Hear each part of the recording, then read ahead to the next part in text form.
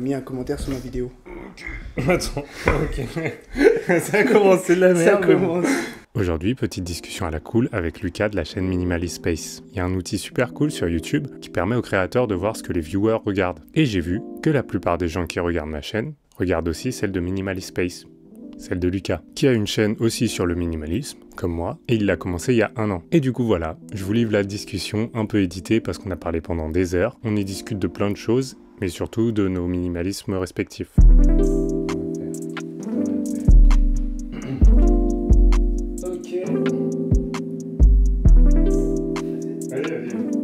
Comment t'es arrivé à cette transition à faire du contenu minimaliste sur YouTube du coup? Bah, en gros, moi, ce qui me plaît de manière générale, c'est, tu vois, entreprendre des choses. Donc, ce qui s'est passé, c'est que quand j'ai fait mes boutiques e-commerce, je les ai bien lancées. Je les ai lancées grâce à du référencement naturel.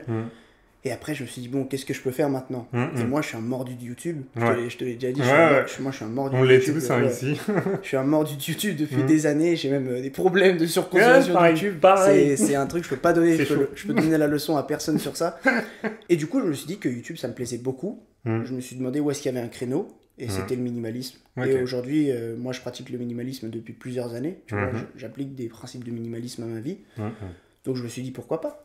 Et lier ça à l'énergie, la productivité, tout ce que je fais sur ma chaîne, tu vois, le développement de soi en général. Et c'est comme ça que ça s'est fait naturellement en fait. J'ai tenté de me lancer sur le minimalisme. Jusqu'ici ça va, ça marche. Ça marche carrément bien. Hein. Je pense qu'en France, t'es un peu le nouveau minimaliste qui pète. Peut-être Nadia qui pète un peu là en ce moment. Mais si on voit en France en tout cas, tu fais partie des grosses têtes du minimalisme français, du coup c'est cool. Grosse tête dans une petite niche. C'est une petite niche, mais c'est une grosse tête, tu vois, comme tu disais dans le référencement, tu tapes minimalisme sur YouTube, sur Google, et tu tombes dans les premiers clics, tu vois. C'est pas aussi développé ici en fait qu'aux États-Unis le minimalisme. Je vois. Ici c'est beaucoup moins. C'est pas le même public, c'est pas le même genre de propos qui sont traités de manière générale. Je pense que toi et moi, on appartient plus au courant un peu américain. Enfin, c'est ce que j'allais te dire. On appartient plus au courant américain, mais aujourd'hui ça reste encore à développer. Les plus grosses chaînes, elles ont pas des millions d'abonnés, tu vois. Non, tu m'as dit ça fait quelques années que tu t'intéresses au minimalisme. Ça fait combien d'années que tu t'intéresses au minimalisme à peu près Ça doit faire 4 ans. 4, bientôt 5 ans. Au début, je suis rentré par la porte classique du désencombrement matériel. Et après, j'ai découvert plusieurs phases. En fait, je me suis rendu compte que, sans mettre le mot minimalisme sur ce que je faisais, il y a beaucoup de plans de ma vie où j'appliquais le minimalisme, tu vois. Quand je me suis lancé en indépendant, je me suis rendu compte que simplifier plein de choses, ça participait à mieux optimiser mon quotidien. Et j'ai lié tout ça, je me suis dit, mais c'est du minimalisme. Donc, au-delà du désencombrement, dont je parle pas beaucoup en réalité sur ma chaîne, j'applique ça dans plein de domaines en fait. Donc, t'as commencé quand même par un désencombrement du coup. J'avoue que moi, je suis peut-être passé pour un malade. Je suis jamais passé par la case désencombrement. Après, peut-être que les gens ils vont se désabonner en disant waouh, c'est pas un vrai minimaliste, il est pas passé par là. C'est vrai que paradoxalement, je suis jamais passé par la case non plus gros désencombrement. En fait, j'ai jamais eu de mal à désencombrer. En fait, je sais pas pourquoi, mais j'ai vraiment littéralement, je le dis pas juste pour raconter ça aux gens et tout, mais quand j'ai vu le documentaire de The Minimalist, le documentaire qu'on connaît le premier du coup. Le premier, parce que t'as pas aimé le deuxième. Le deuxième, j'ai pas trop aimé. Mais le premier, je l'ai vu, et je te jure, je suis monté dans ma chambre, j'ai regardé les trucs, je me suis dit tiens, je vais jeter ça, je vais jeter ça. Et après, de manière progressive, j'ai jeté des choses en fait, ou recyclé, ou désencombré. Mais du coup, j'ai jamais eu beaucoup de mal avec ça. Et c'est pour ça aussi que je parle pas tant de ça sur ma chaîne. Parce que j'ai pas eu tant de mal. Pareil, et 2, je trouve pas que ce soit le plus intéressant à traiter dans le minimalisme. Je trouve qu'on fait vite le tour, tu vois. Je pense qu'il y en a d'autres qui ont réussi à axer leur chaîne sur ça. Moi, c'est pas ce qui m'intéresse. Chacun a son minimalisme un peu. C'est ce que j'aime répéter. Il y a autant de minimalisme que de minimalistes. Et du coup, ça serait quoi, toi, ton minimaliste? Ta définition personnelle? Moi, là où ça m'est le plus utile, c'est pour... je dirais améliorer mon énergie au quotidien, mais au sens large du terme, tu vois, énergie. Optimiser mes sessions de travail, ma manière de m'habiller de temps en temps, ma manière de refuser ou accepter certaines propositions.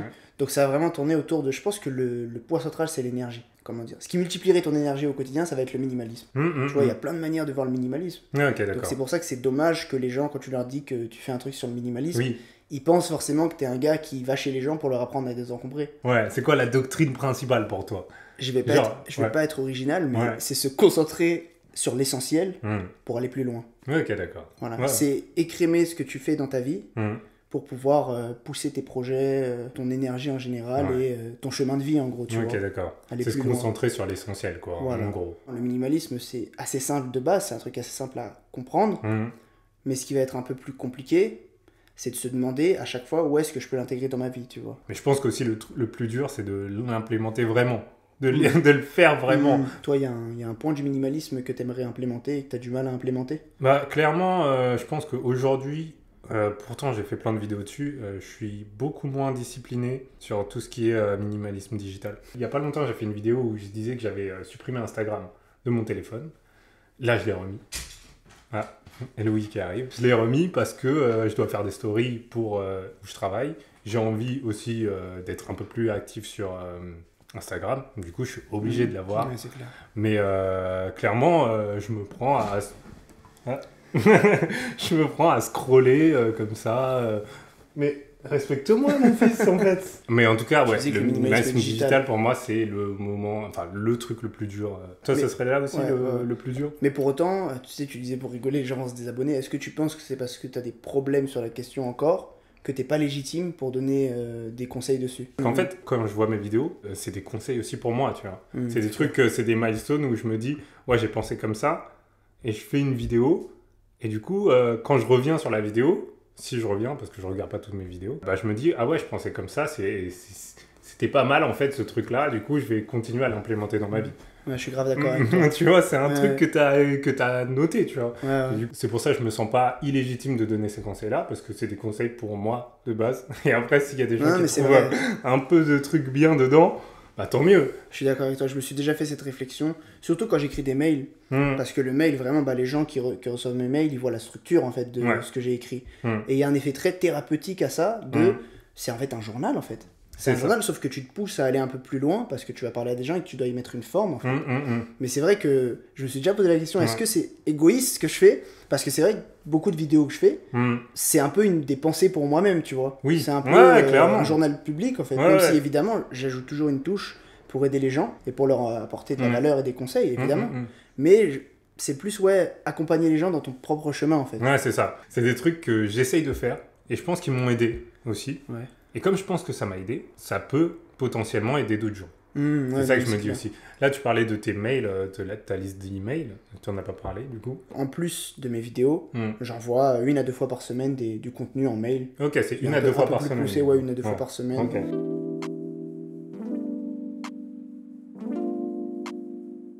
Comme je disais, les gens qui regardent ma chaîne te connaissent. Tu as montré ta tête. T'as fait un face reveal il y a pas si longtemps. C'est pour ça qu'il voulait pas faire de vidéo avec moi d'ailleurs. Ouais, c'est ça. Je me suis dit ça allait être compliqué. Ouais, non mais c'est vrai, c'est plus cosy. On avait pensé à des trucs. Moi j'avais pensé à des trucs. On fait un plan où on me voit pas et on te voit. C'est ça. C'est vrai que ça allait être bizarre. Pourquoi tu montrais pas ta tête? Parce que je pense que tu l'as dit en vidéo de toute façon. Mais est-ce que tu peux le réexpliquer là et qu'est-ce que ça a changé aussi pour toi aujourd'hui de montrer ta tête sur les réseaux quoi? Pourquoi je montrais pas ma tête? Parce qu'on s'en rend peut-être pas compte quand on regarde des vidéos YouTube, mais tu avais fait une très bonne vidéo sur ça, sur ton apartment tour. Là. Ouais. C'est qu'il y a un côté très personnel à faire ces choses-là qu'on croit normales en fait aujourd'hui. Aujourd'hui, on fait des choses très publiques comme ça. Quand tu le fais toi, tu te dis, c'est bizarre un peu. Clairement, c'est bizarre. Ma tête, des anecdotes sur moi, mon appartement, comme tu avais très bien dit dans la vidéo. Donc, tu te dis très vite ça quand tu es de l'autre côté de la caméra. En tout cas, c'est mon caractère. Et je pense que c'est un peu le tien vu que tu avais traité ce sujet. Et pendant longtemps, du coup, il y avait ce truc-là de mon rapport à l'intimité où je voulais pas me montrer parce que je trouvais ça bizarre. Aussi le fait que ça me permettait de me lancer plus vite. Je pense que si j'avais dû montrer ma tête au début, j'aurais grave procrastiné. Ça aurait été une friction. On en revient tout le temps au truc d'enlever le plus possible les frictions, tu vois. Ouais, je comprends. À l'époque, je l'explique dans ma vidéo, j'avais déjà un micro et un peu de compétences vite fait en montage, donc je pouvais mettre des images sur les autres. Aujourd'hui, tu regardes ma première vidéo, elle est horrible. Tu vois, j'aime me gifler, mais c'est pas grave. Et c'est le message que j'essaie toujours de faire passer aux gens, c'est fais en fait. Tu connais la fameuse phrase d'Orelsan là qu'on dit tout le temps, si t'as envie de faire un film, achète un truc pour faire un film ou je sais pas quoi. Fais ton film quoi. C'est ça. C'était exactement ça en fait au début. C'était exactement ça. Et il se trouve que ça a pris sans montrer ma tête. Du coup, je suis resté dans ça.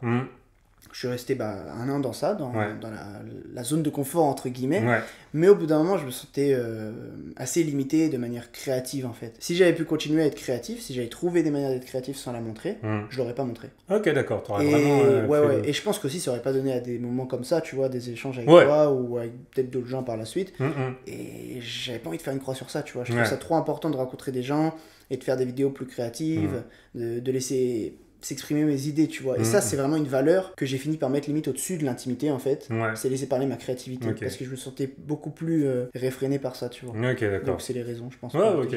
D'ailleurs, petit appel aux gens qui veulent faire des contenus avec nous. On est toujours ouverts. On mord pas, même si on est minimaliste. Je sais pas, peut-être les gens ont peur, mais ouais, on est toujours ouverts à faire des contenus avec les gens. Toujours.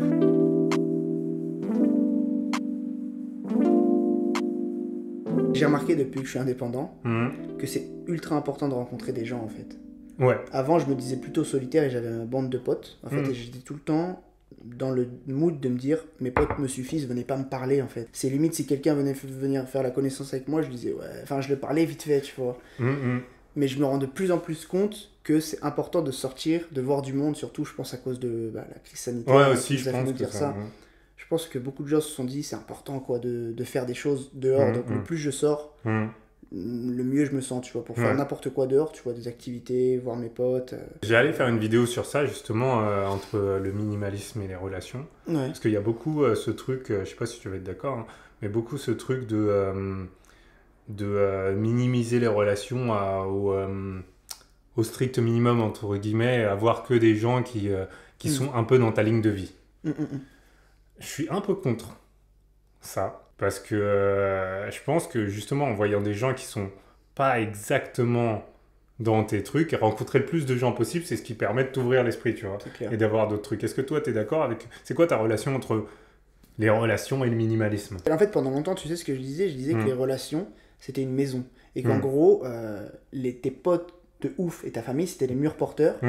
Et que les relations passagères, c'était des fenêtres, des portes, et que ça pouvait être changé. Non, mais ça pouvait être changé. Et moi, par l'expérience, j'ai souvent vécu ça. C'est-à-dire des potes qui restent pendant grave longtemps sur la durée, et des relations qui viennent se greffer de 2 ans, 3 ans, qui partent, qui reviennent. Et je vivais avec ça. Mais du coup, ça faisait que j'avais un comportement assez nocif, entre guillemets, où je me disais que n'importe quelle nouvelle relation, je m'en foutais. J'ai eu une grosse révélation, une grosse réflexion pendant le confinement où je me disais mais purée, quand je parle à mes proches, on est dans notre bulle algorithmique mais dans la vraie vie, et on se conforte dans ce qu'on dit. Tu vois, toi et moi on s'est déjà vu quelques fois et j'ai été étonné de me retrouver face à de la contradiction, et c'est intéressant, c'est important, et c'est comme ça que tu pousses ta réflexion. Et moi ce qui m'intéresse beaucoup c'est nos propres biais, tu vois, et à quel point des fois on s'enfonce dans nos pensées. Ouais, je suis d'accord. Mais des fois c'est un peu une malédiction de se dire qu'on peut pas être sûr d'un truc et qu'il faut toujours se dire ouais mais ça se peut, j'ai pas raison. Des fois c'est un peu chiant. Mais en vrai, moi je suis vraiment en paix avec cette idée. Je sais très bien que j'aurai jamais entre guillemets raison. Parce que ça va toujours être un point de vue par rapport à quelque chose d'autre. Du coup, je trouve ça intéressant d'avoir toujours des points de vue autres. Et j'avais aussi cette relation avec les autres de me dire j'ai pas besoin de plus de potes. Tu vois, et c'est con parce qu'il y a des gens que tu peux rencontrer et qui peuvent devenir hyper potes parce que tu vas connecter et voilà, tu vas pouvoir avoir des relations comme ça. Et du coup, c'est pour ça que je suis un peu contre ce minimalisme dans les relations, parce que ça te ferme juste des trucs aux gens, alors que tu peux... Je dis pas de t'accrocher à tous les gens qui y passent, je dis juste d'être ouvert toujours à ce truc. C'est clair. Voilà, les nouvelles relations te permettent de te frotter tout le temps à tes pieds en fait. Et clairement. Un gars qui te connaît pas, il va te dire bah non, je suis pas d'accord avec toi, j'ai cette expérience là de la vie moi. Toi t'as celle-là, mais moi j'ai vécu ça. Maintenant qu'est-ce qu'on fait avec cette idée, tu vois? Et toi après tu vas réfléchir. Tu vas dire bon, d'accord, peut-être pas. Donc non, minimalisme relationnel. Oui, pour avoir des amis proches et des murs solides, comme je dis toujours. Pour moi c'est trop important, la famille, les amis proches et tout. Mais non dans le délire raye tous les gens de ta vie qui t'apportent pas assez de valeur. C'est ça où je suis un peu. Moi, il y a des gars que je vois juste pour rire en fait. C'est ça, j'ai pas besoin de genre, ça va faire un profond changement métaphysique dans ma vie. Et c'est pas grave, parce que oui, tu peux taper des bons délires avec des gens, tu vois.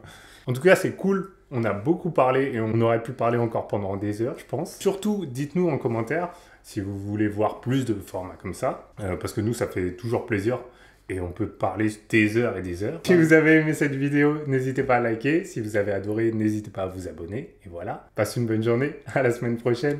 Peace.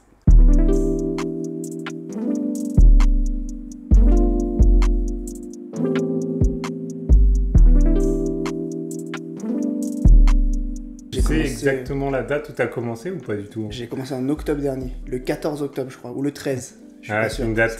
Ça se vérifie. Oh, ça va, tu connais quand même le mois et tout. Ouais, parce que... Comme ça, parce qu'il y a pas longtemps, on a fêté entre guillemets les 1 an de la chaîne. Ah ok, d'accord. Et c'est à cette occasion que je me suis montré. En fait, j'ai remarqué que pile 1 an après avoir lancé ma chaîne, je me suis montré, donc c'était pas voulu. Ouais. C'était c'était pas voulu. Non, je te jure, c'était pas voulu. Ah là là. Mais je me suis dit, oh, c'est une belle coïncidence. Non, c'est une belle coïncidence. On va devoir dire au revoir à la caméra, c'est ça? Ouais. Parce que j'ai remarqué dans la vidéo YouTube, le gars qui est en feat avec la personne de la chaîne principale, il est toujours gêné pour faire le au revoir. Il sait jamais quoi faire. Il fait toujours. Ouais, j'avoue, ça